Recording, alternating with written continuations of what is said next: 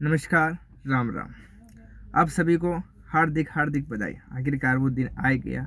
सभी हिंदू और सनातन के लिए आखिर जो सबने इच्छा की थी वो पूरी होने वाली है कल। आप सभी को पता होगा 22 तारीख को रामलला आखिरकार घर वापसी हो रही है। 22 तारीख को अयोध्या में भव्य राम मंदिर बन रहा है, जिसका मूर्ति उद्घाटन कल होगा, वो भी नरेंद्र मोदी जी के हाथों से। तो मैं एक बात कहना चाहता हूँ। ऐसे तो मैं बीजेपी को बधाई देना चाहता हूँ कि जिस मुद्दे पे उन्होंने राजनीति की आखिरकार उन्होंने पूरा किया। कुछ पार्टियां बोलेगी कि बीजेपी हिंदुत्व की राजनीति करती है, राम मंदिर का अपनी राजनीति का इस्तेमाल कर रही है। कोई पहली बार तो नहीं कर रही है। आप भी तो कर सकते थे। आपको किसने मना किया था? लेकिन मैं बीजेपी से एक चीज़ से लेकर खपा हूँ। यहाँ यजमान बनना हो या फिर अपने हाथों से मंदिर का उद्घाटन करना हो, यहाँ मुझे कहीं ना कहीं आडवाणी जी के हाथों होना चाहिए था, क्योंकि यही बीजेपी की स्थापना करने वाले दो ही नेता, एक अटल जी और एक आडवाणी जी। आप सभी को पता है अटल जी अब हमारे बीच में नहीं रहे, आडवाणी जी मौजूद है। आडवाणी जी ने भी खूब बलिदान दिया, त्याग दिया और हिंदुत्व की भावना लोगों में उन्होंने ही जगाई थी। चाहे वो रथ यात्रा हो, पूरे देश में रथ यात्रा निकालना हो, या हिंदुत्व की प्रखंड राजनीति करनी हो, या फिर बाबरी विध्वंस हो, इन सब में आडवाणी जी आगे मिलेंगे आपको।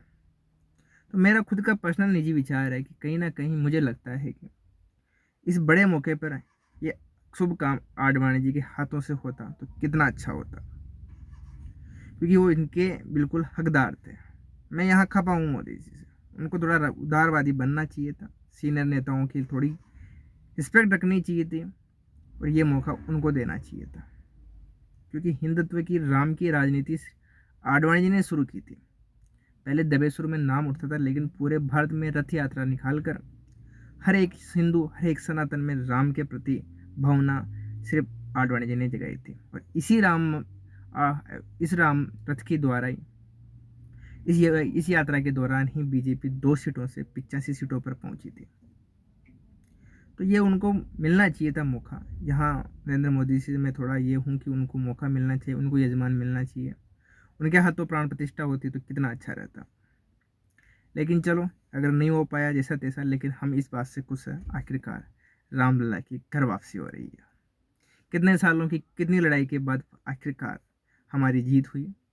मुझे इस बात पर एक अटल जी की पंक्ति याद आ रही है, जिन्होंने लोकसभा में कहा था कि राम जी कहते थे कि मैं मृत्यु से नहीं डरता, मैं डरता हूं तो बदनामी से डरता हूं। इस बात का मुझे अब कहीं ना कहीं समझ में आ रहा है। चाहे उस काल की बात करें या इस काल की बात करें, उस काल में भी राम जी को वचन किसने और ने दिया? वनवास गए खुद। वो चाहते तो मना कर सकते थे। वो घर के बड़े बेटे थे, राज सत्ता पर उनका अधिकार था। वो चाहते तो मना कर सकते थे, क्योंकि वचन उन्होंने नहीं, उनके पिताजी ने दिया था। लेकिन उन्होंने पूरा किया, क्योंकि वो बदनामी से डरते थे।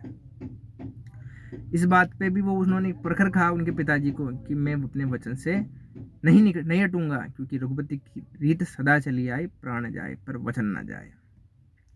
वही आज इस काल की भी बात करें तो इस काल में भी देखा जाए तो ये लड़ाई कितने सालों से लड़ी जा रही है, लेकिन ये फाइनली कोर्ट के द्वारा सभी संवैधानिक प्रक्रिया से ही आखिरकार राम मंदिर बन रहा है। चाहे कितना ही साल का इंतजार करना पड़ा हो, चाहे रामलला टेंटों में रहे हो, लेकिन फिर भी कोर्ट के जज के फैसलों से द्वारा, संवैधानिक फैसलों द्वारा ही राम मंदिर बनाया जा रहा है। अगर अब इसमें भी कोई विरोध करते हैं तो फिर वो उनकी हिंदुत्व और सनातन के पीछे नकारात्मक सोच है। कुछ लोग कहते हैं साहब कि मंदिर खाने को नहीं देगा। पूछिए वहां पर रोज जाने वाले लोगों को कि टेम्पो चलाने से लेकर, दुकान चलाने वाले से लेकर, होटल चलाने वालों से लेकर, प्रसाद बेचने वालों तक कितने लोगों को रोजगार मिला है। और हम राम मंदिर अयोध्या में नहीं बनाएंगे, हिंदुस्तान में अब अपने हिंदुत्व की मंदिर नहीं बनाएंगे, तो क्या पाकिस्तान में तो बनाने से रहे।